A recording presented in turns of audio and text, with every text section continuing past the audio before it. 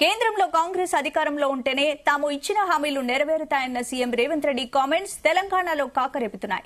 మేడ్చల్ సభలో మాట్లాడిన కేటీఆర్ 6 గ్యారంటీలు అమలు చేయడంలో రేవంత్ రెడ్డి చేతులెత్తేశారంటూ ఫైర్ అయ్యారు. బీఆర్ఎస్ ఎదురుదాడికి కౌంటర్ గా 500 రూపాయల గ్యాస్, 200 యూనిట్ల ఉచిత కరెంటు త్వరలోనే ఇస్తామని రేవంత్ రెడ్డి అన్నారు. దీనికి సంబంధించిన బయట చూద్దాం ఇప్పుడు. మూసీలో వేసినట్టే ఇవాళ మోడీని బీజేపీని నిలువరించాలి అనంటే అది కాంగ్రెస్ పార్టీతోనే సాధ్యమవుతుంది. పునర్విభజన చట్టంలో పొందుపరిచిన అంశాలను సాధించుకోవాలంటే అడిగేది మేమే, ఇచ్చేది మేమే. ఈ ఎన్నికల్లో కేంద్రంలో కాంగ్రెస్ అధికారంలోకి వస్తేనే తెలంగాణకు ప్రజలకు ఇచ్చిన హామీలు 100% అమలు జరుగుతాయి. ఇంతకాలం కేసీఆర్ అడిగింది లేదు, మోడీ గారు ఇచ్చింది లేదు. ఇప్పుడు ఇచ్చేది మేమే, తెచ్చేది మేమే. తెలంగాణ ప్రజలకు ఇచ్చిన హామీలు అమలు జరగాలి అని అంటే ఈ రాష్ట్రంలో 17కు 17 సీట్లు కాంగ్రెస్ పార్టీ గెలవాలి. మొన్న చెప్తున్నాడు ప్రెస్ మీట్ లో, మీ 6 గ్యారంటీలు, మా 420 హామీలు మేమిచ్చినాయన్ని మాటలు నెగ్గాలనంటే కేంద్రంలో ప్రభుత్వం మళ్ళా మాదే రావాలి, అందుకోసమే మాకే ఓటేయాలి, లేకపోతే మాత్రం ఇవి చెయ్యా అని చెప్పి కుండబద్దలు కొట్టినట్టు ఇవాళ స్వయంగా ముఖ్యమంత్రి హోదాలో ఉండి ఈరోజు రేవంత్ రెడ్డి గారు చెప్తా ఉన్నారు. ఒక మాట మీరు అందరూ కూడా దయచేసి ఆలోచించాలని చెప్పి నేను కోరుతా ఉన్నా. ఒక రకంగా చెప్పాలంటే ఈ ముఖ్యమంత్రి గారు మొన్న ఆయన చెప్పిన మాటలతో మనకు అర్థమయ్యేది ఏంటంటే ఆల్రెడీ చేతులు ఎత్తేసిండు, నాతోని నేను ఇచ్చిన హామీలు అమలు చేసుడు నాతోని కాదు అని నిజంగా కూడా చేతులు ఎత్తేసినట్టే అనిపిస్తా ఉన్నది. మేము వచ్చి 60 రోజులు కానే లేదు, 2 నెలలు ఇంకా పూర్తి కాలే. 7 తారీఖు వస్తే 2 నెలలు, 7 తారీఖు ఇంకా 5 రోజులు తక్కువనే ఉంది. అప్పుడే 6 గ్యారంటీలు అమలు చేయలేదంటాడు సన్నాసుడు. ఆయనతోని శాత కాదు ఎట్లా చేయడంటాడు. పిల్లి శాపనార్థాలకు ఉట్టి దిగిపడుతుందా? మా ఆడబిడ్డల కోసం 500 రూపాయలకి ఇంటింటికి సిలిండర్ ఇచ్చే బాధ్యత మా మంత్రివర్గం తీసుకున్నది. 1,00,000 మంది ఆడబిడ్డలతోనే ప్రియాంక గాంధీ గారిని రప్పించి 1,00,000 మంది ఆడబిడ్డల సమక్షంలో సిలిండర్ 500 రూపాయల కార్యక్రమాన్ని తొందరలోనే మీ ప్రభుత్వం మన ప్రభుత్వం తీసుకోబోతుంది అని చెప్పి మా మిత్రులందరికీ నేను చెప్పదా. అసలు నిజంగా 6 గ్యారంటీలు అమలవుతాయా? మహిళలకు 2,500 సహాయం ఇవ్వడం సాధ్యమేనా? దీనికి ఎంత బడ్జెట్ కావాలి? కేంద్రంలో కాంగ్రెస్ అధికారంలోకి రాకపోతే రాష్ట్ర ప్రభుత్వం ఇరుకున పడుతుందా? దీనిపై మరింత లోతుగా ఇవాల్టి ఈ స్పెషల్ డిబేట్ లో చర్చిద్దాం. ఈ రోజు డిబేట్ లో మనతో పాటు డిస్కస్ చేయడానికి వల్లపురెడ్డి రవీందర్ రెడ్డి గారు, ఈబీసీ జాతీయ అధ్యక్షులు, అనలిస్ట్ మనతో పాటు స్టూడియోలో సిద్ధంగా ఉన్నారు. అలాగే పుష్పలీల గారు కాంగ్రెస్ గెస్ట్ జూమ్ లైవ్ లో సిద్ధంగా ఉన్నారు. అమర్ స్పోక్స్ పర్సన్ బీజేపీ నుంచి జూమ్ లైవ్ లో సిద్ధంగా ఉన్నారు. నమస్తే అండి, వెల్కమ్ టు డిబేట్. రైట్, ముందుగా మనము రవీందర్ రెడ్డి గారు మీతో స్టార్ట్ చేద్దాం. చెప్పండి, మరి ఎక్కడ చూసినా కూడా కేంద్రంలో కాంగ్రెస్ అధికారంలోకి వచ్చాక 6 గ్యారంటీల అమలు గురించి మాట్లాడుతున్నారు. అసలు 6 గ్యారంటీల అమలు సాధ్యమే అంటారా? మీరేం చెప్తారు? ఇప్పుడు కాంగ్రెస్ పార్టీ చరిత్ర ఎవరు చెప్పాల్సిన పని లేదు. 139 సంవత్సరాలు చరిత్ర కలిగినటువంటి కాంగ్రెస్ పార్టీ ఇప్పటి వరకు మనం గమనించినంత వరకు ఏదైనా కూడా చేసింది చెప్తుంది, చెప్పేదే చేస్తుంది. అయితే రాజకీయంగా కొన్నిసార్లు కొన్ని సందర్భాలలో మాట్లాడాల్సిన పరిస్థితులలో రేవంత్ రెడ్డి గారు కేంద్రంలో కూడా మా కాంగ్రెస్ పార్టీ అధికారంలోకి వస్తే ఈ పథకాలు అమలు చేయడానికి సులభంగా ఉంటుందనేటువంటి భావ వ్యక్తీకరణతో చెప్పడం జరిగింది. అంటే ఆ మాట ఎందుకు చెప్పాల్సి వచ్చిందంటే 7 లక్షల కోట్ల అప్పు చేసిండు కేసీఆర్. ఈ బంగారు తెలంగాణను ఏం చేసిండంటే బతుకుపోరు తెలంగాణగా మార్చాడు.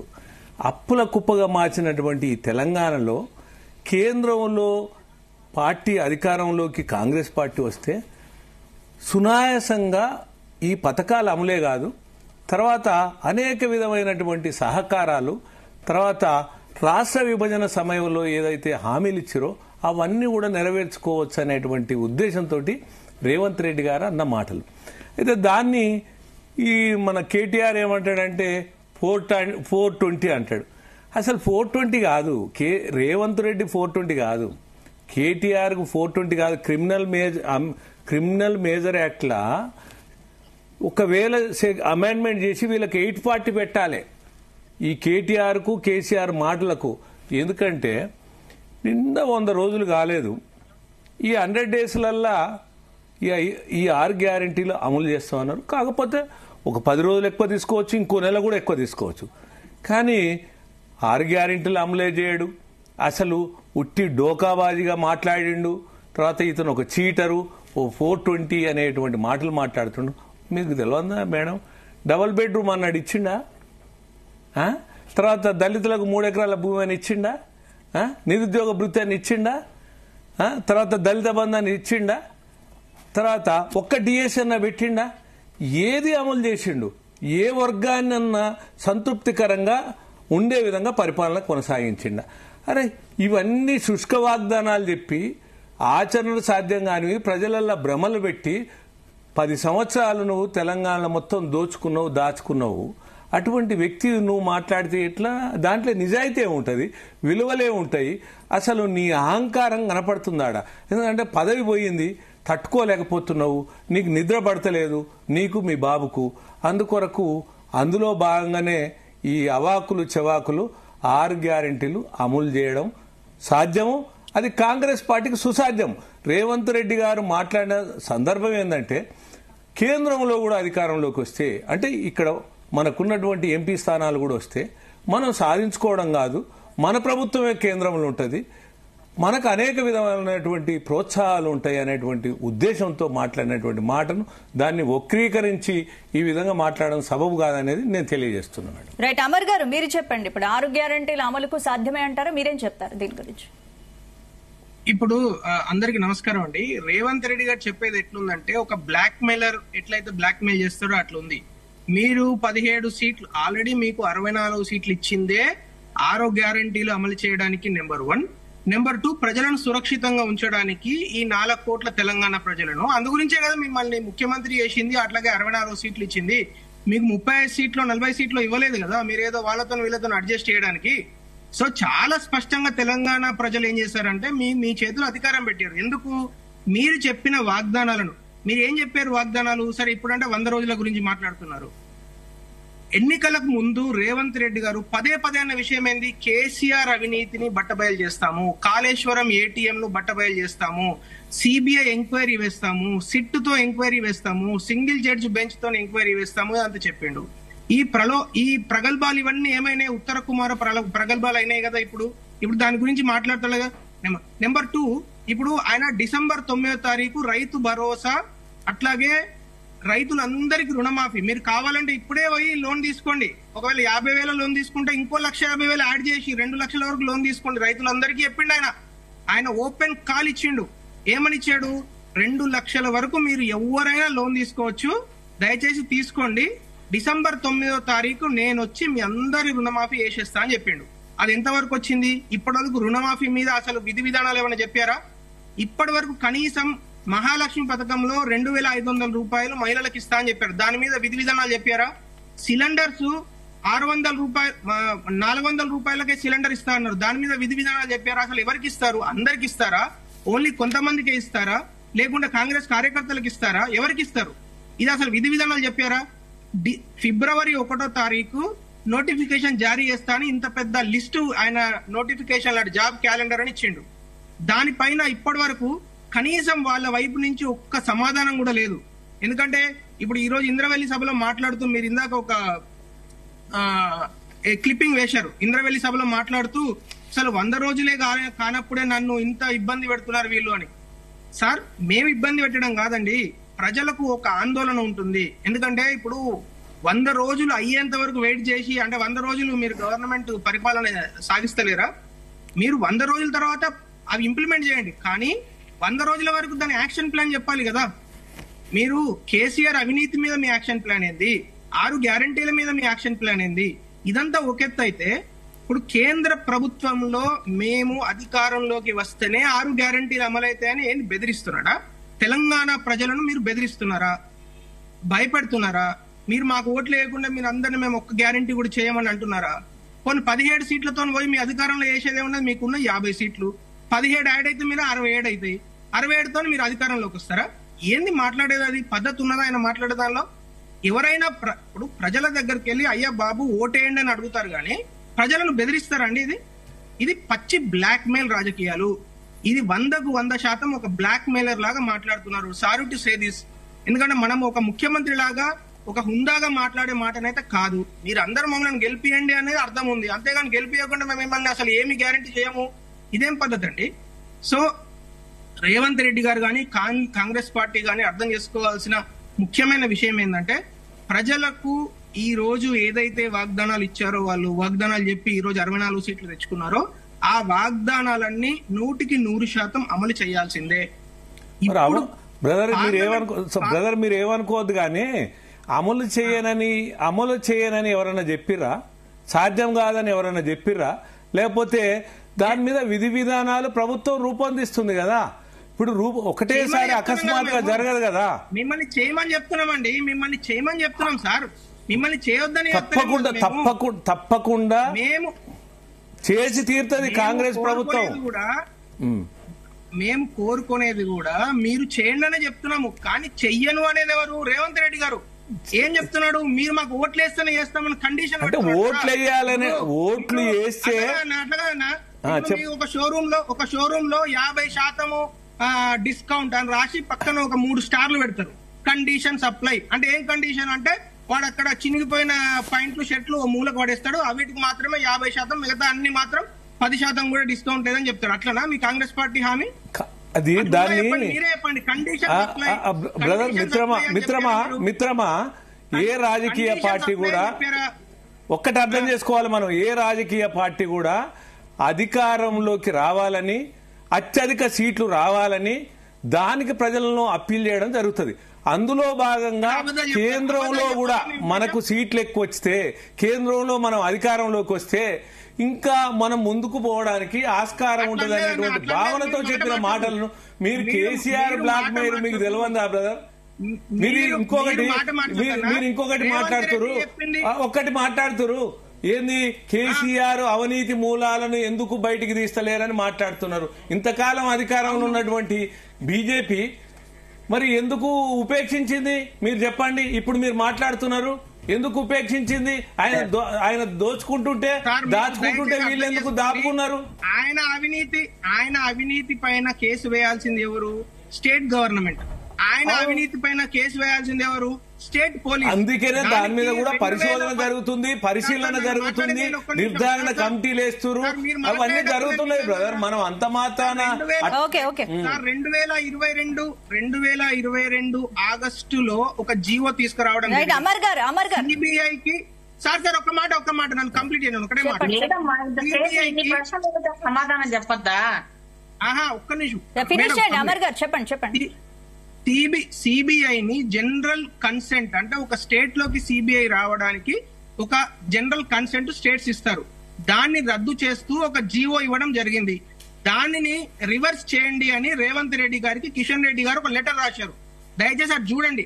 ఒకవేళ సీఎం గా రేవంత్ రెడ్డి గారు మేము చాలా నీతిమంతమైన ప్రభుత్వం నడుపుదామని కోరుకుంటున్నాము, కేసీఆర్ అవినీతిని బట్టుబయలు చేయండి, సిబిఐ రాండి, మీరు ఏ కేసులో పడితే ఆ కేసులో సిబిఐ ఎంక్వైరీ వేయండి అని చెప్పండి దమ్ముంటే. అది చెప్పడాయన. అది చెప్పకుండా 2 శ్వేతపత్రాలు రిలీజ్ చేసి, ఇరిగేషన్ శ్వేతపత్రము ఎందుకు రిలీజ్ చేయలేదు? దీని మీద డిమాండ్ చేసే హక్కు మాకు లేదా? ప్రజలుగా తెలంగాణ ప్రజలకు మీరు శ్వేతపత్రం రిలీజ్ చేస్తా అని చెప్పిరా లేదా? అసెంబ్లీ సాక్షిగా ఎందుకు రిలీజ్ చేయలేదు? ఇరిగేషన్ మీద చీకటి రాజకీయాలు చేస్తున్నా కాంగ్రెస్ పార్టీ ఈ రోజు. తప్పకుంటుంది. కానీ మీరు ఇంకొకటి కూడా గుర్తుంచుకోవాలి, కేంద్ర ప్రభుత్వం ఇటీవల కాలంలో ఎలక్షన్ల ముందరనే ఒక నిపుణుల కమిటీ వేసింది, చూసిరా మీరు? ఏది ఈ కాళేశ్వరం దాని మీద ఒక కమిటీ వేసి నిర్ధారణ కూడా చేసింది. నిర్ధారణ చేయలేదన్నా, ఒక రిపోర్ట్ కూడా ఇచ్చింది. చర్యలు లేవు, కంటి తుడుపు చర్యలు. ఇవన్నీ చెప్పకు బ్రదరు. ఈ బీఆర్ఎస్ బీజేపీ 2 ఒకటే. ఎందుకు మనం మాట్లాడుకోవడం? రైట్. మనతో పాటు డిబేట్ లో జాయిన్ అయ్యారు వసుదేవరెడ్డి గారు. సరే, దానికి అనేక సాక్ష్యాలు ఉన్నాయి బ్రదర్, మనం మాట్లాడదాం, అట్లేం లేదు, చర్చించుకుందాం. రైట్. పుష్పలీల గారు మీరు చెప్పండి, ఏంటి 6 గ్యారెంటీల అమలు సాధ్యమయ్యే పనైనా? మీరేమంటారు దీని గురించి? ఎందుకు కావమ్మా? 100% అవుతాయి, డెఫినెట్ గా అవుతాయి. మీరు చూస్తూనే ఉన్నారు. మేము డేట్ కూడా ఇస్తున్నారు. మరి వచ్చే ఈ నెల స్టార్ట్ అయిపోయింది ఆల్రెడీ. అతి త్వరలోనే మీరు గుడ్ న్యూస్ వినబోతారు. ఎందుకు అంత అసలు నిజంగా ఈ బీజేపీ వాళ్ళైతే మోడీని చూపించుకొని ఆ గాలిని నింపుకొని ఉండే చేతనవ్వలేదు. వీళ్ళకు గవర్నమెంట్ లో కేంద్ర మంత్రి ఉండి కూడా ఏమీ చేయలేని వాళ్ళంతా ఇప్పుడు వచ్చి మమ్మల్ని ప్రశ్నించడానికి మరి ఇక్కడ ఇన్ని రోజులు ఎక్కడ పడుకున్నారు వీళ్ళు అంటే ఆ మాట నేను అనకూడదు కొంచెము. ఎందుకంటే వీళ్ళు మాట్లాడేదానికి ప్రశ్నించడానికి అంత ప్రజల తరఫున మాట్లాడినప్పుడు ఒకసారి టెంప్ట్ అయ్యి అనాల్సి వస్తుంది. కానీ తప్పే అయినప్పటికీ కూడా ఎందుకంటే వీళ్ళిద్దరు దోస్తులు కాబట్టి ఇన్ని రోజులు వాళ్ళని గట్టిగా ప్రశ్నించలేదు. వాళ్ళు పవర్ లోకి వెళ్లిపోయి వాళ్ళు పవర్ పోయిందనగానే కథం కిషన్ రెడ్డి గారు ప్రెస్ మీట్ పెట్టి అబ్బబ్బబ్బా నానా ప్రశ్నలు వేస్తా ఉంటే నిజంగా జనాలు చూడరనుకుంటున్నారా, తెలియదు అనుకుంటున్నారా? అంతెందుకు ఈ కవితమ్మ సంగతి చూడండి. ఇప్పుడు ఈ రోజు కూడా ఆమె మాట్లాడే స్టైల్ చూడండి, మాట్లాడేది చూడండి. ఆమె పూలే గుర్తు రావడం ఏంది, విగ్రహాలు పెట్టడం అని అడగడం ఏంది, ముఖ్యమంత్రి గారికి అంత సాత్వికంగా ఏంటంటే అంటారు చూడండి, ఆ పులిలాగా రక్త మాంసాలని జనాలను అంతా తాగిపిచ్చి పిప్పి చేసి ఇచ్చి ఆడవాళ్ళ ఉసురు పోసుకున్నాయి. ఈమె ఇప్పుడు సాధు జంతువులాగా మారిపోయినట్టు నటించడం చూడండి. వీళ్ళు పేటెంట్ రైట్ వీళ్ళకే ఇవ్వచ్చు మనం. సో ఈవిడ మాట్లాడుతూ ఉంటదండి బాబోయ్. అంబేద్కర్ స్టాచ్యూ గురించి మాట్లాడుతుంది, అంబేద్కర్ గురించి మాట్లాడుతుంది, పూలే గురించి మాట్లాడుతుంది, మహిళల బిల్లు మొత్తం మాట్లాడుతుంది. అంటే ఈ మహిళా బిల్లు ఇవన్నీ కూడా మహిళా బిల్లుదే మీరు చూడండి, అంత అవసరం లేదు. మహిళా బిల్లు ఒక్కరోజు ఈమె ధర్నా ఎంతమంది దానికోసం ఎన్ని సంవత్సరాల నుంచి కాచుకున్న వాళ్ళు ఉన్నారు, ఎన్ని సంఘాల వాళ్ళు, ఎన్ని మహిళా సంఘాలు ఎన్ని రకాల కష్టాలు పడి ఆఖరికి మేము సోనియా గాంధీ గారి యూపీఏ గవర్నమెంట్ లో ఉన్నప్పుడు దాన్ని తీసుకుపోయి మేము రాజ్యసభకు మేము తీసుకొని వెళ్తే ఈమెకు వీళ్ళిద్దరు కలిసి ఉన్నారు కాబట్టి ఆమెకు పర్మిషన్ ఇవ్వడము, ఆమె ధర్నా అయినట్టు దానికోదో బిల్లు పెట్టినట్టు ఆ క్రెడిట్ ఈయన ఇచ్చినట్టు. మరి ఇందులో కూడా కొన్ని లొసుగులు ఉన్నాయి. ఆ వీటి మీద ఎందుకు మాట్లాడదు ఈమె? ఏ రోజు మహిళల గురించి ఈమె పరిగెత్తి ఎక్కడమ్మా పలకరించింది? ఏ మహిళ కష్టం వచ్చే పోయి ఆదుకున్నది ఈమె?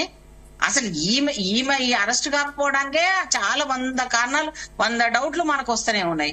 ఇప్పుడు మళ్ళీ వచ్చి ఇవన్నీ కూడా ఎట్లా చేస్తారు అని మాట్లాడుతా ఉంటే వీళ్ళు ఏమో 10 సంవత్సరాలు ఉండి మొన్ననే పుట్టినాము నేనే కుల్ల గుట్టించుకోవాలన్నా అని మాట్లాడిన వాళ్ళేమో వీళ్ళకి కేసీఆర్ గారికి బీఆర్ఎస్ పార్టీకి కుల్ల కట్టుకున్నాము అప్పుడే వేస్తారా ఉయ్యాల పేరు పెట్టాలన్నట్టు మాట్లాడారు.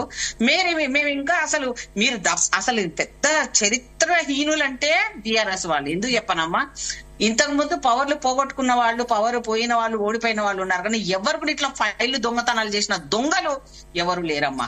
ఈ రోజు ఎంత పెద్ద దొంగలంటే దొంగే తాళం చేసి తీసుకొని పారిపోయినట్టు దొంగ అని పారిపోయినట్టు కేటీఆర్ గాని, కేసీఆర్ గాని, హరీష్ రావు గాని, కవిత గాని, కేసీఆర్ గాని వీళ్ళందరూ ప్రతి డిపార్ట్మెంట్ లో ఆఖరి మొన్న గొర్రెల డిపార్ట్మెంట్ లో కూడా అటెండర్లతో ఫైళ్లు బయటకి ఇప్పించుకున్నట్టుగా మొత్తం స్టాఫే చెప్తా ఉంది. ఇప్పుడు వీటి మీద ఫైళ్లు లేకుండా వీళ్ళు ఏం చేస్తారో చూసుకుందామని మేమంతా పకడ్బందీగా వ్యూహం చేసుకున్నామన్న దొంగలు వీళ్ళు ఎట్లిస్తారా మొత్తం ఖజానా దోచుకొని తిన్నారు కదా.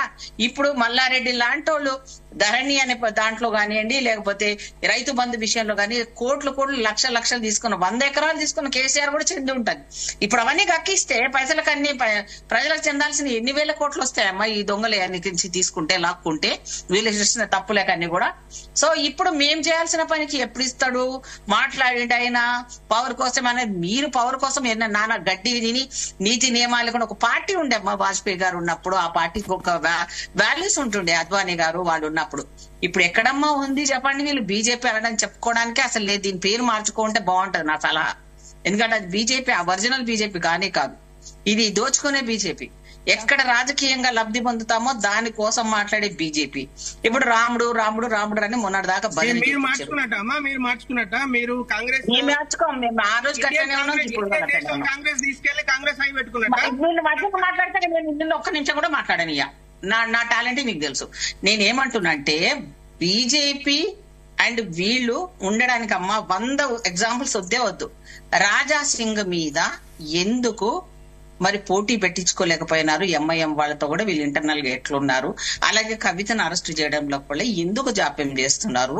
ఈడీలు ఇవన్నీ కూడా సీడీలు గీడీలు అన్ని మీ దగ్గరనే ఉన్నాయి. ఢిల్లీ నుంచి టక్కన రావాల్సిన వాళ్ళు. మీ కిషన్ రెడ్డి ఎక్కడ ఉన్నాడు ఇప్పటి వరకు? సరే రాష్ట్ర ప్రభుత్వంతో మీకు సంబంధాలే లేవు అనుకుందాం, ఎందుకు వీటి మీద ఎందుకు ఎంక్వైరీ వేయించుకోలేకపోయాడు? కేంద్ర ప్రభుత్వంలో మీ ప్రభుత్వం ఉన్నప్పుడు ఇప్పుడు ప్రజలలో మేము వెళ్ళి ఇప్పుడిప్పుడే కొంచెం వచ్చి మీరు ఖజానాలు దోచుకున్న దొంగలెంబడ పడకుండా మేము అధికారం వచ్చిన మమ్మల్ని తెలంగాణ ఇచ్చిన మమ్మల్ని ఊపిరి పీల్చుకొని ఇవ్వకుండా రేవంత్ రెడ్డిని ఎవరు కలిసినా ఆయనకు అపవాదులు అంటగట్టడం ఎందుకంతగానం భయం మీకు? మీరు ఎట్లాగో బీజేపీ రారు, ఎందుకంటే 10 ఏళ్ళు మీ మోడీ ఉన్నా కూడా మీరు రాలేకపోయినారు, మీ అధికారం రాదు, ఇక భవిష్యత్తులో కూడా రాదు అనేది మాకందరికి కూడా తెలుసు. ఏదో ఆ ఎంపీలు వచ్చినారు, ఆ ఎంపీల కోసం మీరు తపన పడుతున్నారేమో.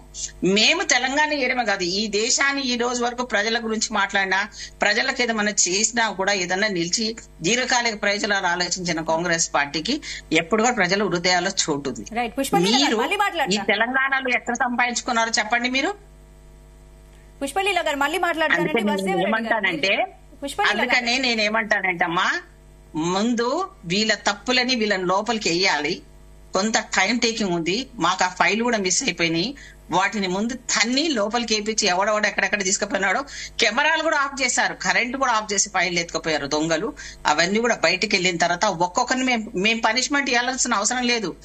ప్రజల ముందు నిలబడతాం, వాళ్ళే ఫుట్బాల్ ఆడుకుంటారు. వీళ్ళకి అర్థమవుతుందా? రేవంత్ రెడ్డి కక్ష సాధింపు మేడం, మీకు చేతులు జోడించి రిక్వెస్ట్ చేస్తున్నాం, దయచేసి చేయండి ఆ పని. మీరు దాన్ని సహకరించండి బ్రదర్, మీరు సహకరించండి, మీరు సహకరించండి ఆపండి. పుష్పలీల గారు రన్నింగ్ కామెంట్ రాపండి, సరిపోతుంది. రన్నింగ్ కామెంట్ రాపండి, మిగతా వాళ్ళు కూడా మాట్లాడాలి కదా. సో ప్యానెల్లో ఉన్న పెద్దలందరికీ కూడా నమస్కారాలు. సో ఇవాళ 6 గ్యారంటీల మీద చర్చనా లేకపోతే ఇంద్రవెల్లి సభ అంటే 6 గ్యారంటీల అమలు సాధ్యమని అంటున్నారు కాంగ్రెస్ ప్రభుత్వం. మరి బీఆర్ఎస్ ప్రభుత్వం కేటీఆర్ ఏమో సెటర్ చేశారు. అసలు ఇది సాధ్యమయ్యే పదేనా అంటారు? చెప్పండి. ఒకటి 6 గ్యారంటీల గురించి చెప్తాను. బట్ నేనేమనుకున్నది ఏంటిది అంటే, ఇప్పుడే ఇంద్రవెల్లి సభలో ముఖ్యమంత్రి గారు మాట్లాడారు కాబట్టి ఆ సభ గురించి కూడా ఈ డిబేట్ ఉందని నేను అనుకున్నాను. 6 గ్యారంటీల గురించి తప్పకుండా చెప్తాను. బట్ దానికంటే ముందు ఇవాళ తెలంగాణ ప్రజలు తెలుసుకోవాల్సిన అంశం, ప్రధానమైన అంశం ఏమైందంటే, ఇవాళ ఈ రాష్ట్ర ముఖ్యమంత్రి రేవంత్ రెడ్డి గారు ఇంద్రవెల్లో చాలా గొప్పగా సభ పెట్టి చాలా గొప్ప గొప్ప మాటలు మాట్లాడింది కదా. అంతకులే సంతాప సభ పెట్టి ఇలా అంతకులే సంతాప సభ పెట్టినట్లే ఆ సభ ఉన్నది. ఎందుకు నేను ఈ మాట అంటా ఉన్నానంటే, గత 43 ఏళ్ల క్రితం 1981 ఏప్రిల్లో దాదాపుగా 1300 ఆదివాసీ లంబాడల మరణానికి కారణమై 200 మందికి, మరి అనేక మందికి క్షతగాత్రులకు కారణమైన ఆనాటి కాంగ్రెస్ ప్రభుత్వం చేసిన హత్యలను వీరు సంతాప సభగా మార్చుకొని పెట్టినట్టే కనిపించింది తప్పితే, ఇది నిజంగా కూడా రేవంత్ రెడ్డి గారు ఈ రోజు మాట్లాడినట్టు చాలా గొప్ప గొప్ప మాటలు చెప్పిండ్రు. అసలు ఆదివాసీలను లంబాడాలను ఈ గత బీఆర్ఎస్ ప్రభుత్వం ఏం చేసిందని మాట్లాడిండ్రు. అయ్యా రేవంత్ రెడ్డి గారు, మీకు తెలియకపోవచ్చు గాని తెలంగాణ రాష్ట్రంలో ఉన్న లంబాడీలు ఆదివాసీ ప్రజలకు తెలుసు ఈ బీఆర్ఎస్ ప్రభుత్వం గత 10 సంవత్సరాల్లో ఏం చేసిందో. మీరు పరిపాలించిన దాదాపుగా 75 సంవత్సరాలు మీరు రాష్ట్రాన్ని ఉమ్మడి ఆంధ్రప్రదేశ్ లో పరిపాలన చేసింది కదా మీ కాంగ్రెస్ నాయకులు. ఏనాడైనా ఆదివాసీ గూడాలు గాని ఆ తండాలను గాని గ్రామ పంచాయతీలు చేయాలని ఆలోచన మీకు వచ్చిందా? ఆనాడు అనేక మంది ఆదివాసీ నాయకులు, లంబాడ నాయకులు తండాలను గ్రామ పంచాయతీగా చేయాలని అనేక ధర్నాలు, రాస్తారోకాలు చేస్తే పెడచెవిన పెట్టిన నాటి కాంగ్రెస్ ప్రభుత్వ నాయకులు మీరు కాదా? మీరాయ్యలా ఆదివాసీలకు అదేవిధంగా లంబాడ కమ్యూనిటీకి బీఆర్ఎస్ ఏం చేసిందని మాట్లాడుతూ ఉన్నారు. మేము కాదా మొన్నటికి మొన్న ఆదివాసీలకు సంబంధించి దాదాపుగా 4 లక్షలకు పైన ఎకరాలకు పట్టా భూములు ఇచ్చింది బీఆర్ఎస్ ప్రభుత్వం కాదా? మీ నాయకురాలు ఇప్పుడున్న సీతక్క గారి తల్లిదండ్రులకు స్వయాన ములుగు జిల్లాలో బీఆర్ఎస్ నాయకత్వం, అక్కడున్న మంత్రులు, అదేవిధంగా జిల్లా కలెక్టర్ గారు ఆనాడు వాళ్ళ తల్లిదండ్రులకు ఇచ్చింది వాస్తవం కాదా? ఆనాడు పత్రికల్లో రాలేదా? ఇంకా కూడా బీఆర్ఎస్ ప్రభుత్వం ఏం చేసిందని ఇప్పుడు పుష్పలీల గారు మాట్లాడుతూ ఉన్నట్టు నేను ఇప్పుడే చూశాను. ఆమె ఏదో నరుకుతా ఉన్నది, ఏదో చెప్తా ఉన్నది, దొంగలు లంగలు అని ఏదో చెప్తా ఉన్నది. అమ్మా పుష్పలీల గారు, మీకు దండం. మీకు తెలియకపోతే తెలియనట్టు ఉండండి. మీరు వచ్చి 2 నెలలు అయిపోయింది. నిజంగా దొంగలై ఉంటే, నిజంగా దోచుకొని ఉంటే మీరు బయటికి తీయండి. ప్రభుత్వం మీదే ఉంది, అధికారులు మీదే ఉన్నారు. ఆపండి పుష్పలీల గారు రన్నింగ్ కామెంట్. మీరు చెప్పేదాకా ఓపిక కూర్చొని విన్నాం. మీరు ఆపండి. మీరు చెప్పిన దానికి సమాధానం చెప్తా ఉన్నాడు పుష్పలీల గారు. మీరు ఆగండి కొద్దిసేపు. మీరు ఆగండి. మీరు చెప్పింది కూడా ప్రజల్లో వినాలే, వెళ్ళాలి. కాబట్టి చెప్పేదాకా వినండి కొంచెం దయచేసి. కాబట్టి మీరు దొంగలు లంగలు అన్నట్టు ఒక డిబేట్ లో కూర్చొని ఇష్టం వచ్చినట్టు నోటికి ఏదొస్తుంది. ఇలా ఒక మీటింగ్ పెడితే ఏదైనా మాట్లాడచ్చు, కానీ ఒక డిబేట్ లో సబ్జెక్ట్ తో మాట్లాడాలి. సబ్జెక్టుతో మాట్లాడడం నేర్చుకోండి. ఫస్ట్ మీరు అధికారంలో ఉన్నారు, మేము ప్రతిపక్షంలో ఉన్నాం. ప్రతిపక్ష నాయకులు ఏది మాట్లాడినా చెల్లుబాటు అవుతుంది, కానీ అధికార పక్ష నాయకులు ఇష్టం వచ్చినట్టు మాట్లాడితే చెల్లుబాటు కాదు. ఒళ్ళు దగ్గర పెట్టుకొని మాట్లాడాలి. ఎప్పుడైనా డిబేట్ లో ఉన్నప్పుడు జాగ్రత్త అని చెప్తా ఉన్నాను. ఇలా లంగలు దొంగలు మీరు అంటా ఉన్నారు కదా, నిజంగా లంగలు దొంగలుగా బయటికి తీయండి, అరెస్ట్ చేయండి, జైల్లో వేయండి. మేము కొడుతా ఉన్నాం కదా, మీరే అడుగుతా ఉన్నాం కదా, మీరు చెప్పడం కాదు, మేమే అడుగుతా ఉన్నాం. ఎక్కడ ఏం జరిగినా దాని అన్నిటిపైన అవినీతి అక్రమాల పైన మీరు సిబిఐ ఎంక్వైరీ చేయండి, లేదా స్టేట్ నుంచి ఎంక్వైరీ పెట్టుకోండి. ఎలాంటి ఎంక్వైరీ అయినా పర్వాలేదు, కానీ ఇవాళ తెలంగాణ ప్రజలలో ప్రధానమైన చర్చ జరుగుతా ఉన్నది. ఇలా ఏమన్నారండి ఇలా కాంగ్రెస్ ప్రభుత్వ నాయకులు, ఇలా ఇంద్రవెల్లి సభలో మరో 2 పథకాలను అమలు చేస్తామని చెప్పారు. కానీ ఇలా రేవంత్ రెడ్డి గారు ఏం మాట్లాడిండు, త్వరలో 2 పథకాలు అమలు చేస్తామని మాట్లాడిండు. ఈ త్వరలో అని చెప్పి ప్రభుత్వం డిసెంబర్ 7వ తారీఖు నుంచి చెప్తా ఉన్నది. ఇలా పుష్పలీల గారు మీరు చెప్పాలి, మీ రేవంత్ రెడ్డి గారు ఏమన్నారు. ఇలా ఒకసారి జీ న్యూస్ లో ఉంటది, చాలా మంది సోషల్ మీడియాలో కూడా చూసిండ్రు.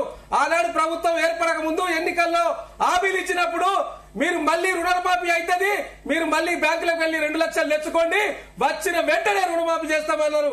చేసిండ్రా పుష్పలీల గారు, చేసిందా ప్రభుత్వం?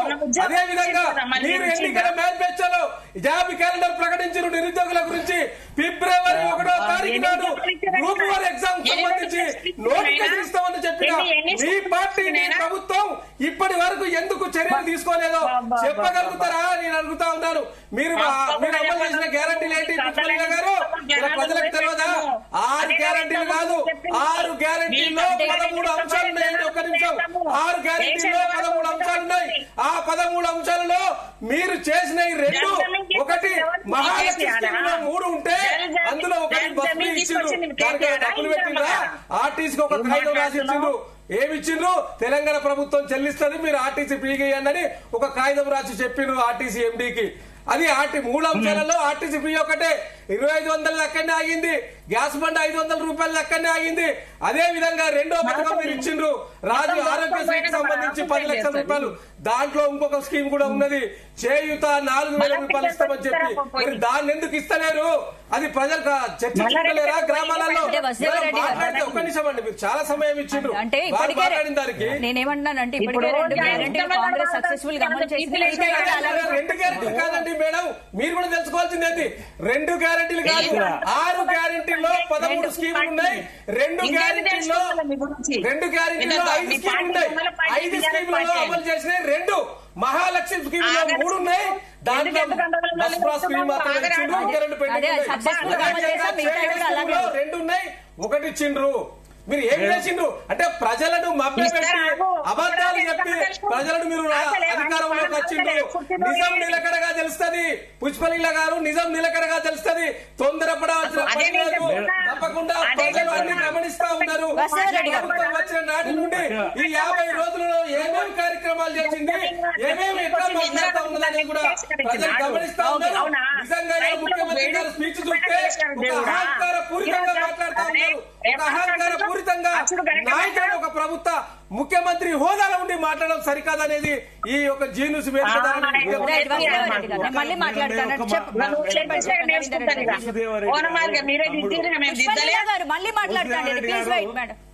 తమ్ముడు చాలా ఆవేశంగా మాట్లాడుతున్నాడు. ఆవేశం కాదు, ఆలోచన కొంచెం లేదు. ఇన్న వాళ్ళ స్పీచ్ కి నేను ఆన్సర్ చెప్తా ఉన్నాను. ఒక్క తమ్ముడు సార్, మీరు ఏ పార్టీ, మీరు ఎట్లా నేను ఈబీసీ అధ్యక్షుని. ఓకే, సంతోషం. నేను ప్రజా సంఘాల తరపున ఒక ప్రజాకంటకుని గద్దెదించాలని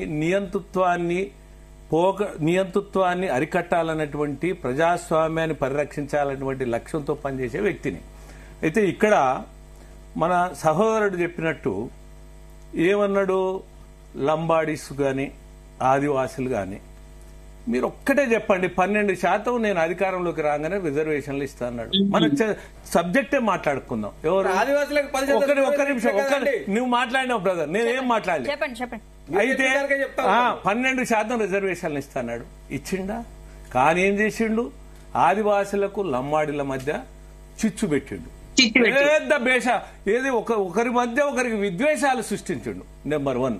ఇంకా నెంబర్ 2 ఏమన్నాడు, ఏం చేసింది కాంగ్రెస్ పార్టీ లంబాడీలకు కానీ ఆదివాసులకు కానీ వాళ్లకు చరిత్రలో రిజర్వేషన్లు ఇచ్చింది కాంగ్రెస్ పార్టీ, వాళ్లకు ఉద్యోగాలు ఇచ్చింది కాంగ్రెస్ పార్టీ, వాళ్లకు అన్ని వసతులు కల్పించింది కాంగ్రెస్ పార్టీ. అయితే వీరేమంటుండు, మా తమ్ముడు ఏమంటుండు, లేదు మేము తండాలు చేసినాం, గ్రామ పంచాయతీ చేసినాం. నిజమే, దాన్ని హర్షిద్దాం, కానీ గ్రామ పంచాయతీలకు నిధులు ఇచ్చినవా చెప్పు? ఏ తండాకు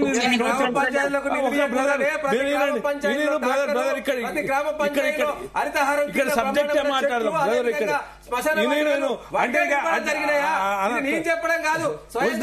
తమ్ముడు ఇక్కడ అంటే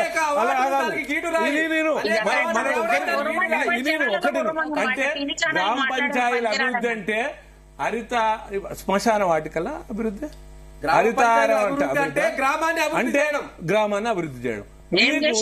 ఏ గ్రామంలో అయినా బ్రదర్ నేను చెప్పేది వసుదేవరెడ్డి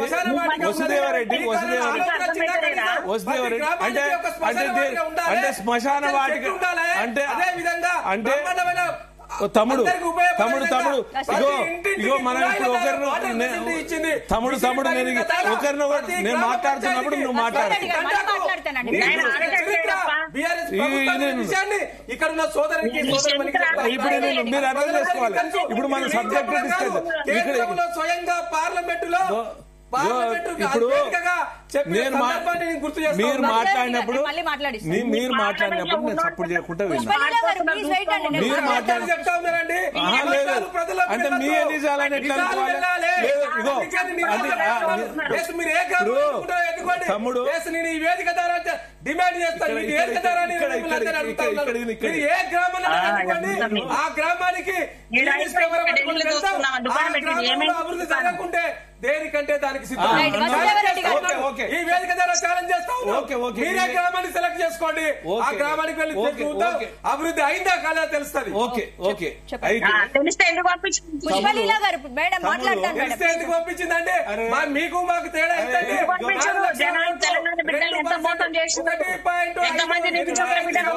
ఓట్ల తేడాతో మాత్రమే గుర్తుపెట్టుకోవాలి. మేము భారీ మెజారిటీ లేదు, తప్పకుండా తప్పకుండా పోరాటం చేస్తామని మా నాయకులు ఇప్పటికే స్పష్టం చేస్తున్నారు. కాబట్టి మీరు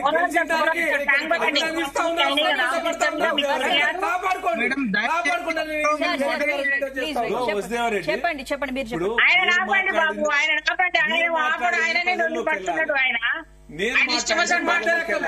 పుష్పలీల గారు, మేడం గారు, మీరు మధ్యలో వస్తారు, సోదరులు మధ్యలో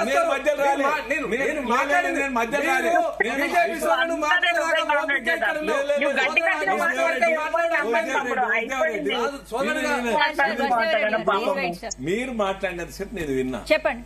మనం ఇప్పుడు పుష్పలీల గారు చెప్పండి, మీరేం చెప్తారు చెప్పండి.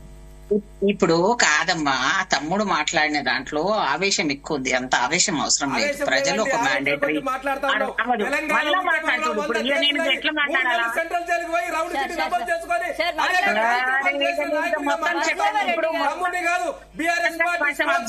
మాట్లాడమంటే చూసుకొని వెళ్ళిపోతావు, నాతో పెట్టుకోకు, ఎట్లా మాట్లాడే డిబేట్ నువ్వు మాట్లాడేది కరెక్టేనా? ఏంటి పద్ధతి? ఓడిపోయినాను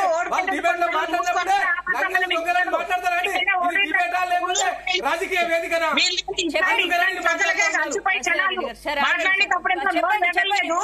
గారు పాయింట్ మాట్లాడండి. ఇప్పుడు 6 గ్యారెంటీలపై కేటీఆర్ ఒక్క నిమిషం 6 గ్యారెంటీలో ఎన్ని అమలు చేశారు?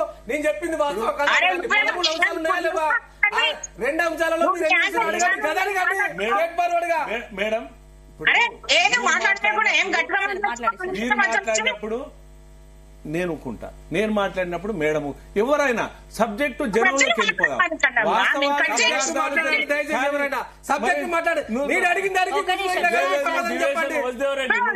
అవుతున్నావు నువ్వే. మీరు 6 గ్యారెంటీల పేరు మీద 13 అంశాలు ఇచ్చిండ్రు. ఆ 13 అంశాలలో మీరు ఇచ్చిన అది వాస్తవా కాదా అడగండి. అది 2 అంశాలు వాస్తవా కాదా అడగండి. 2 గ్యారెంటీలు కాదు, దయచేసి మీరు కూడా 2 గ్యారెంటీలు 5 గ్యారెంటీలలో 5 అంశాలలో 2 ఇచ్చిండ్రు, 2 గ్యారెంటీలు కాదు. చెప్పండి పుష్పలీల గారు, మీరు చెప్పండి సార్. ఒక్క నిమిషం. ఆయన ఆత్మనమ్మా ఫస్ట్ చెప్పండి కొంచెం ఆత్మనే అంత ఇమోషనల్ ఎందుకైనా? మీరే మీరు చెప్పండి మేడం, పాయింట్ మాట్లాడండి. మేడం గారు మీరే ఎమోషనల్ గా మాట్లాడారు. నేను కాదు, దానికి నేను సమాధానం చెప్పినా.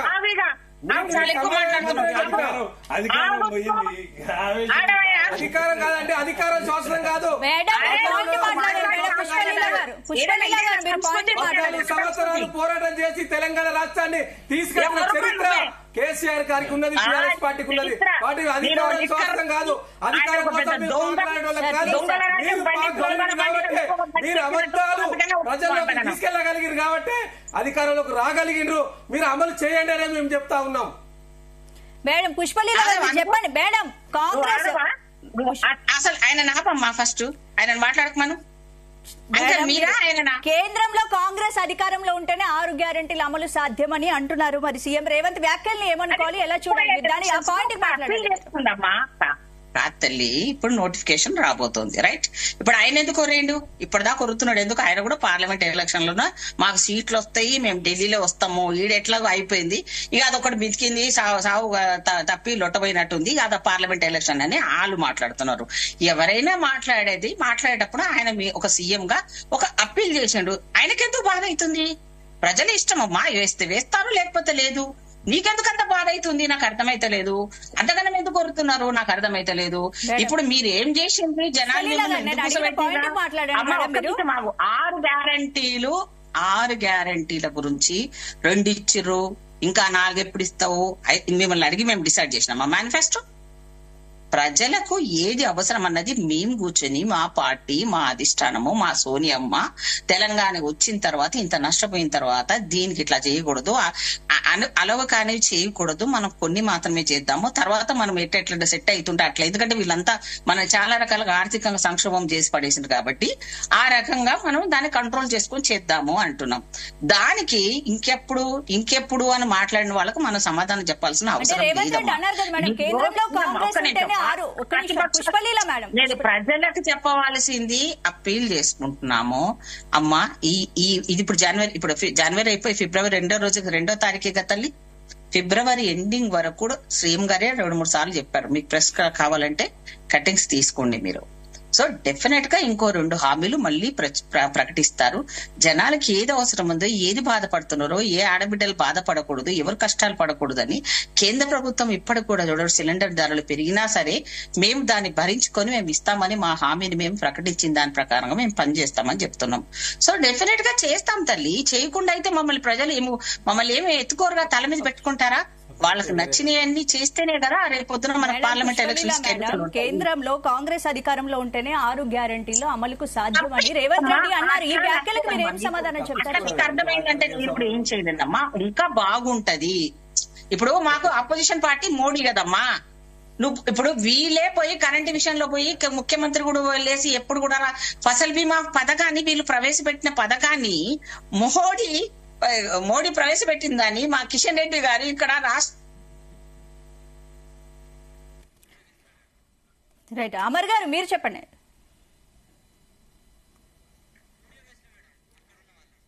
రైట్, చెప్పండి.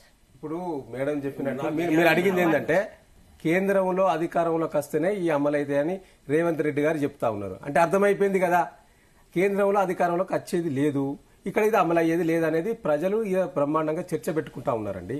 ఇలా నేనేమన్నా మీరు ఒకటి కేంద్రంలో అధికారం గురించి అడిగినారు, అదేవిధంగా ఇక్కడ ఉన్న సోదరుని కూడా నేను అడుగుతా ఉన్నాను మీ ద్వారా. ఏమడుగుతున్నానంటే 2 గ్యారంటీలు పదే చెప్తున్నా, బాధ అంతా అదే.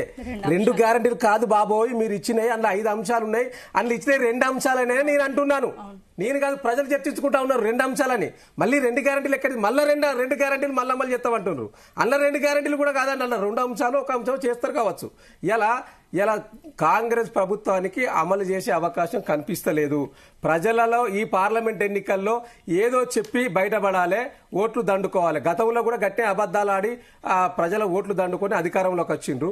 రేపు కూడా పార్లమెంట్ ఎన్నికల్లో గట్టెక్కడానికి మళ్ళీ కేంద్రంలో అధికారంలోకి వస్తే అంటే డబుల్ ఇంజన్ సర్కార్ ఉంటే మీరు చేస్తారా?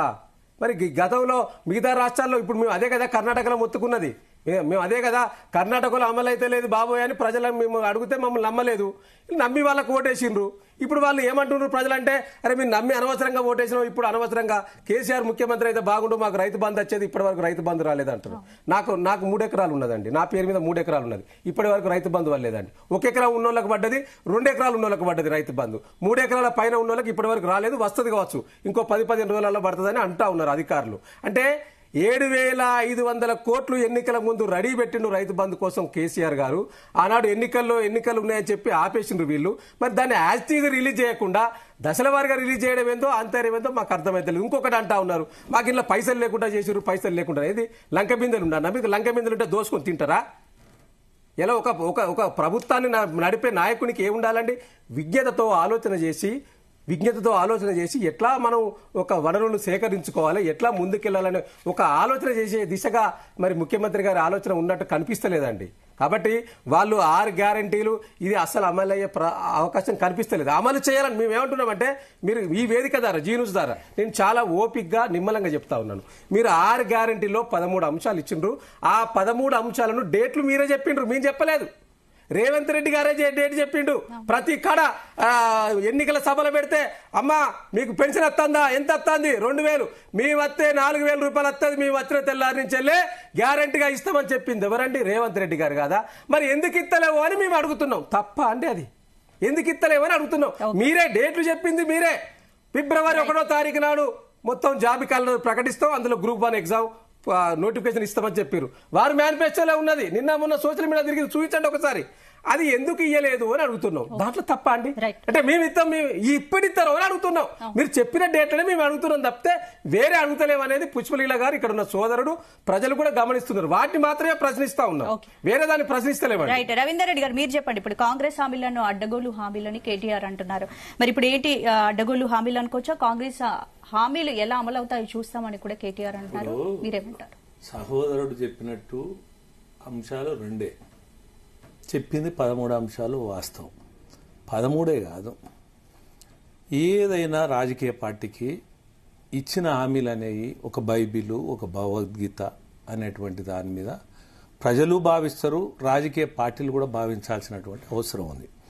అయితే అందులో భాగంగానే రాజకీయ పార్టీగా కేసీఆర్ తన విధానాలు ప్రకటించడం జరిగింది, కాంగ్రెస్ పార్టీ కూడా తన విధానాలు ప్రకటించడం జరిగింది.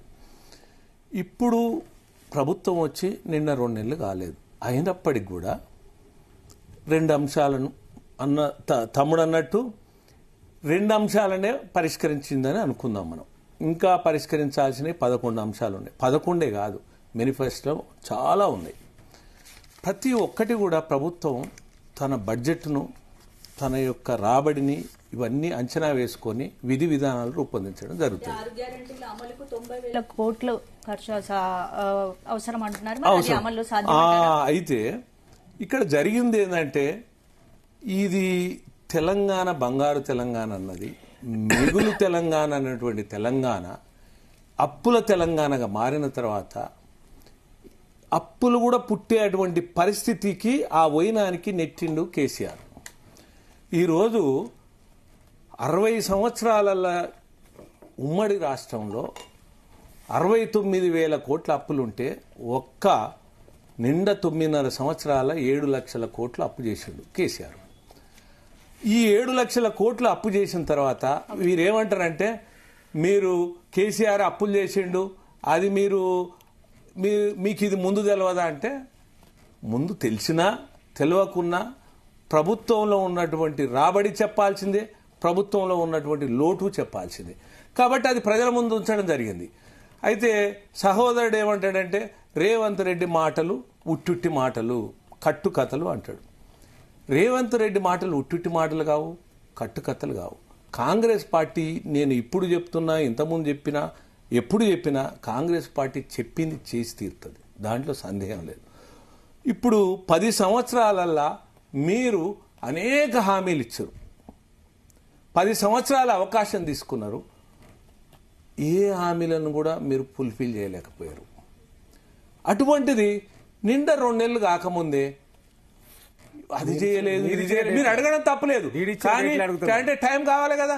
మేము చేయనంటున్నావా? డేట్లు ఎందుకు ఇచ్చారు మరి? అట్లాంటప్పుడు చేయనని అనట్లేదు కదా, మేము తప్పకుండా చేస్తాం.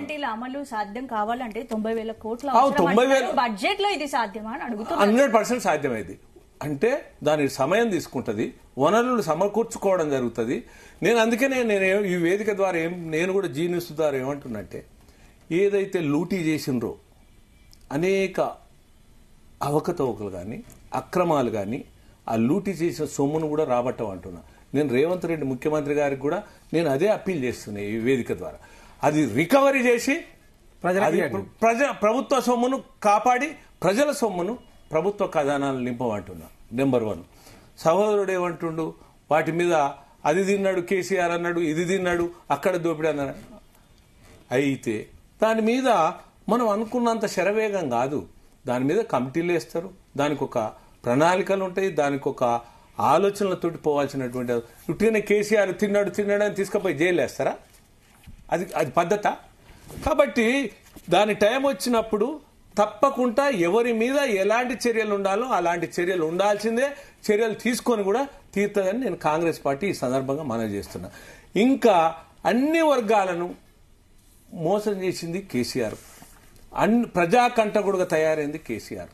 అన్నిటికంటే ముఖ్యమైనది ఏంటంటే అతను కేసీఆర్ అనే వ్యక్తి మానవ సంబంధాలను దూరం చేసుకున్నాడు. ప్రతి వ్యక్తికి ఆత్మాభిమానం ఉంటుంది, ఆత్మగౌరవం ఉంటుంది. అరే నేను ముఖ్యమంత్రిగా ఎన్నుకుంటే నువ్వు ప్రజలనే కలవైతివి, అటువంటి ముఖ్యమంత్రివి మాకెందుకని ప్రజలు నిన్ను ఇంటికి పంపించారు. అంతకంటే నీకు కావాల్సిన ఇంకేంది? నాకు కావాల్సింది నీకు అంతకంటే శిక్ష ఇంకోటి ఏముండదు.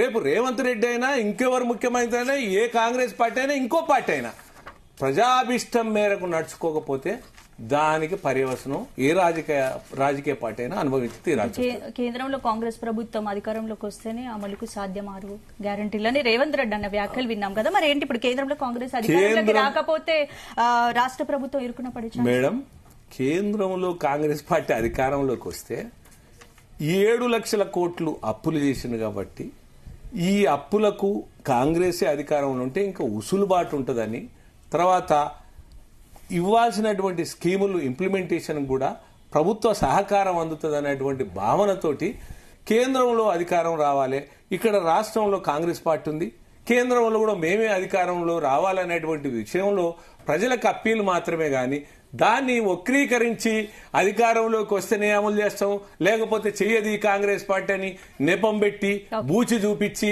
ఈ విధంగా బ్యాడ్ ప్రచారం చేయడం కరెక్ట్ కాదనేది నా భావన. సోదరులు మాట్లాడినట్టు ఇది ఎట్లా ఉన్నది అంటే, మీరు చెప్పినట్టు కేంద్రంలో అధికారంలోకి వస్తే ఇంకా కేంద్రంలో అధికారంలో తీసుకురండి, తప్పకుండా వీటిని అమలు చేస్తున్నట్టు దాని అర్థం అదే. అక్కడ అత్తనే ఇక్కడ ఇస్తామన్నట్టు తప్పితే దానికి వేరే అర్థం లేదు. ఇది ఎట్లా ఉన్నదంటే పులి ఆవు కథ లెక్క ఉన్నది. ఆవు తినడానికి పులి వస్తే నా బిడ్డకి పాలిచ్చేస్తా, అప్పటిదాకా ఆగండి మళ్ళీ తిరిగేస్తా అన్నట్టు. అంటే మీరు గెలిపియండి మళ్ళీ ఇస్తామన్నట్టు. మేడం ఎట్లా ఉన్నదంటే ఇది ప్రజలను మభ్యపెట్టినట్టే కనిపిస్తా ఉన్నది తప్పితే ఇలా ఒక 6 అంశాలు కాదు, సోదరుడే చెప్పిండు, 6 అంశాలే కాదు, దాదాపు 420 అంశాలు 420 మేమెందుకు ఒక బుక్ రిలీజ్ చేసిన ప్రజలందరికీ పంచుతా ఉన్నాం. ఈ 420 అంశాలు నేను డిబేట్ పోవడమే కాదు, ఎక్కడికి వేరే పట్టుకొని తిరుగుతా అంట. ఎందుకంటే ఇది ఎక్కడికి వేరే చర్చ పెట్టాలనేది. ఎందుకంటే ఇది ఇయ్యాటి గురించి కాదు, ఇది నిత్యం మాట్లాడాలి.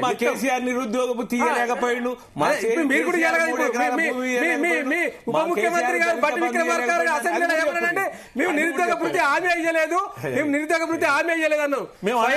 స్వయంగా అన్నారు. మీరు ఒకసారి అసెంబ్లీ బిడ్డ చూపించండి ఒకసారి దయచేసి. ఆ జీన్యూస్ వాళ్ళు అసెంబ్లీలో స్వయంగా మీరు నిరుద్యోగ వృత్తి అసలు హామీ అయ్యలేదన్నారు. ఇలా హామీలో ఉండడంతో పాటు స్వయంగా మీ అధినాయకురాలు సోనియా గాంధీ కూతురు గారు మరి వారే స్వయంగా మీటింగ్లకు వచ్చి చెప్పడం జరిగింది. 4,000 రూపాయల నిరుద్యోగ వృత్తి అన్నారు. ముందున్నది ముసళ్ళ పండుగ, మేము దాని గురించి మాట్లాడతలేము. మీరు ఏవైతే 6 గ్యారెంటీలు కాదు 420 420 అంశాలు ఉన్నాయి మీరు అమలు చేసేటి, కానీ మీరు 6 గ్యారెంటీలు ముందుగా అమలు చేస్తామన్నారు కాబట్టి మీరు చెప్పిన డేటులే కాబట్టి ఆ డేట్ల గురించే మాట్లాడుతున్నాం తప్పితే మేము వేరే మాట్లాడతలేము. రెండవది కేంద్రం మీద ఇప్పుడు కేంద్రంలో అధికారంలోకి వస్తాని కొత్త రాగం అందుకున్నాడు రేవంత్ రెడ్డి గారు. ఎందుకు అందుకున్నారంటే ఇక్కడ ఇది ఎట్లాగూ ఇప్పుడు పార్లమెంట్ ఎన్నికల ముందు ఏది ఇచ్చే అవకాశం కనిపిస్తలేదు. ముందుగా మీరు ఇయ్యదలుచుకుంటే 1,03,00,000 మంది మహిళలు మొన్న అప్లికేషన్ తీసుకున్నారు. వారందరికీ మీరు 2,500 రూపాయలు ఇవ్వండి, నెలకు మీరు ఇస్తా అన్నారు కదా, లేదా గ్యాస్ బండ ఇవ్వండి. మీరు ఏది ఇస్తారో ఇప్పుడు ఏదైనా కాగితం మీద రాసిస్తున్నారు. అప్పు కాగితం లెక్క ఒక కాగితం రాసిస్తా ఉన్నారు, ఆ డిపార్ట్మెంట్కి ఇస్తున్నారు, మీకు తర్వాత మేము చెల్లిస్తాం అంటున్నారు. చెల్లించినప్పుడు అసలు విషయం తెలుస్తుంది, ఇప్పుడు ఏం తెలియదు. కాబట్టి ఇంకా అసలు అడ్మినిస్ట్రేషనే ప్రారంభం కాలేదు. మీకు ఇప్పుడు మీరంతా ఏం చేస్తా ఉన్నారు కాంగ్రెస్ నాయకులు అంటే, కాంగ్రెస్ పార్లమెంట్ స్థానాలు గెలవాలి కాబట్టి వాటికి ఇన్ఛార్జీలను ప్రకటించి ఈ నాయకత్వాన్ని అంతా కూడా గ్రామాల్లో కాన్ఫరెన్స్ లో మొత్తం కూడా ప్రజాప్రతినిధులంతా కూడా అక్కడనే ఉంటా ఉన్నారు. కాబట్టి ఈ పార్లమెంట్ ఎన్నికల తర్వాతనే అసలు మీ అడ్మినిస్ట్రేషన్ స్టార్ట్ అయ్యే అవకాశం కనిపిస్తా ఉన్నది తప్పితే ఇప్పటి వరకు కనిపించలేదు. ఎందుకంటే మీరు ఇచ్చిన ఏం కనిపిస్తలేవు కాబట్టి ముఖ్యమంత్రి గారు కూడా ఇవాళ వారు మాట్లాడుతున్న అంశాలను బట్టి చూస్తే వారు నిజంగా ఈ రాష్ట్రానికి ఆదాయ వనరులు సేకరించడానికి ఏం చేయాలో ఆలోచించినట్టయితే కనిపిస్తలేదండి. వారి నిత్యం పొలిటికల్ ఒక ముఖ్యమంత్రి హోదాలో ఉండి ఇష్టం వచ్చినట్టుగా మాట్లాడడం, ఒక ఉద్యమ నేత కేసీఆర్ గారి పైన ఇష్టం వచ్చినట్టు అవాకులు చెవాకులు మాట్లాడడం మాత్రమే కనిపిస్తా ఉన్నది తప్పితే ఒక ముఖ్యమంత్రి హోదాలో గౌరవప్రదంగా మాట్లాడినట్టు మాత్రం ఏ స్పీచ్ లో కనిపిస్తలేదు. దానికి నిదర్శనం ఇవాళ కూడా మాట్లాడింది కదా ఇంద్రవెల్లి సభలో, అక్కడ కూడా నోరు వారేసుకొని ఇష్టం వచ్చినట్టు ఒక ముఖ్యమంత్రి హోదాకు తగకుండా మాట్లాడినట్టే ఇలా కనిపించింది. కాబట్టి వీటన్నింటినీ కూడా తెలంగాణ ప్రజలు గమనిస్తా ఉన్నారు. ఇప్పటికే తెలంగాణ ప్రజలు మేము పొరపాటు పడ్డాము, ముఖ్యమంత్రి కేసీఆర్ అయితేనేమో అనుకున్నాం, కాలేకపోయినరు. ఇలా తప్పకుండా మళ్ళీ ముఖ్యమంత్రి కేసీఆర్ గారు తీసుకొచ్చడానికి మళ్ళీ రేపు జరగబోయే పార్లమెంట్ ఎన్నికల్లో బీఆర్ఎస్ పార్టీ నాయకులను తప్పకుండా గెలిపించుకుంటామని గ్రామాల్లో వచ్చింది అలా స్పష్టంగా ఎందుకంటే ఊపిరి పీల్చుకుంటున్నారు మీరు అంటారు. ఎందుకంటే మీరు ఒక పార్టీకి ఒక నాయకులుగా ఉండి లేకపోతే పార్టీగా ఉన్నట్టే మాట్లాడుతా ఉన్నారు. మీద ఎట్లా మాట్లాడినో మీరు ఈబీసీ నాయకులు అదే మాట్లాడుతా ఉన్నారు. పార్టీ నాయకులు అయినాక నాకు తెలియదు కానీ మాట్లాడే తీరును బట్టి నేను ఈ వేదిక ద్వారా చెప్తా ఉన్నాను. ఎందుకంటే నువ్వు ఎస్సీ ఎస్టీల గురించి మాట్లాడినావు, వాటికి స్కాలర్షిప్ ఇవ్వలేదు, ఫీ రీయింబర్స్మెంట్ ఇవ్వలేదు,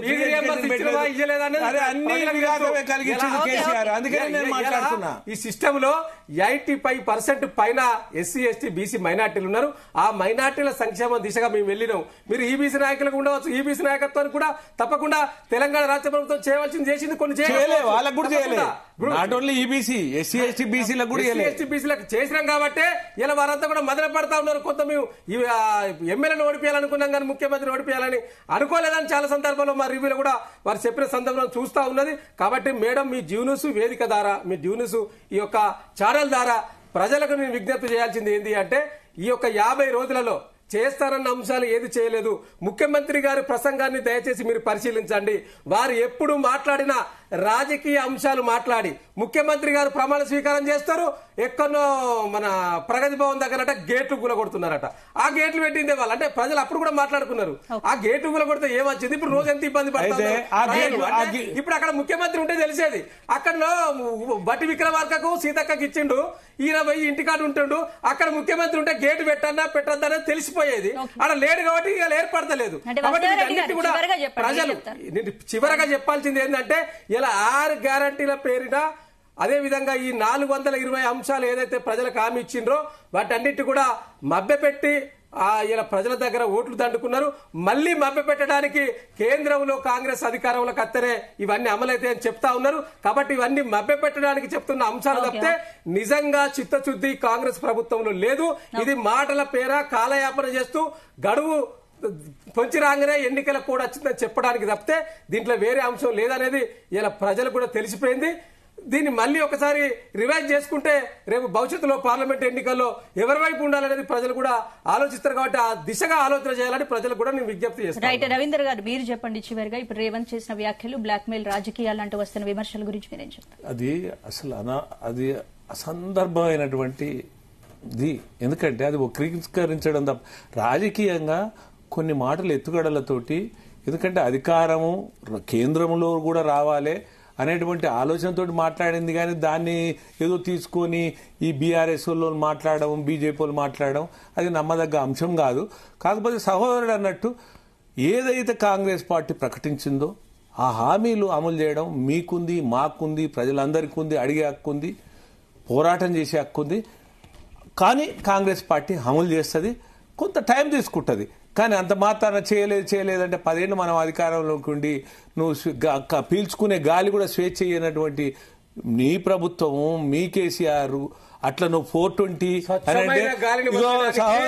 వాసుదేవరెడ్డి నువ్వు 420 కాదు ఆ రకంగా అంటే నేను వెళ్ళాను కూడా చెప్తా ఉన్నాను. గుర్తొచ్చింది, ఏది మాట్లాడినా దానికి ఒక గుర్తొస్తుందండి. కేసీఆర్ గారు చేసింది అడవులు ఆనాడు 23% పడిపోతే దాన్ని 32% పెంచింది బీఆర్ఎస్ ప్రభుత్వం. బ్రహ్మాండంగా హరితహారం పేరు మీద చెట్లను మొత్తం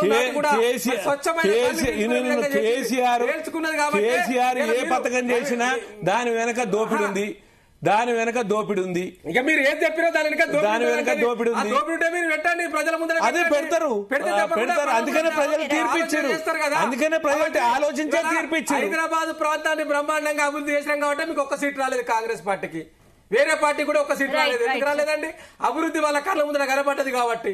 సో కొద్దిగా గ్రామాలలో కొద్దిగా ఎమ్మెల్యేల మీద ఉన్నవా, అరే ఎమ్మెల్యేలు ఓడితే అనే ఆలోచన తప్పితే నిజంగా బ్రహ్మాండమైన అభివృద్ధి జరిగిందని అందరు ఒప్పుకుంటారు. మీ డిబేట్ అయిపోయిన తర్వాత ఆఫ్ ది రికార్డు మీరు కూడా ఒప్పుకుంటారు. రైట్, థ్యాంక్ యూ వాసుదేవరెడ్డి గారు, థ్యాంక్ యూ రవీందర్ గారు, అలాగే థ్యాంక్ యూ అమర్ గారు, థ్యాంక్ యూ పుష్పలీల గారు. ఇక కేంద్రంలో కాంగ్రెస్ అధికారంలో ఉంటే తాము ఇచ్చిన హామీలు నెరవేరుతాయని సీఎం రేవంత్ రెడ్డి చేసిన కామెంట్స్ గురించి 6 గ్యారెంటీలు ఎలా అమలు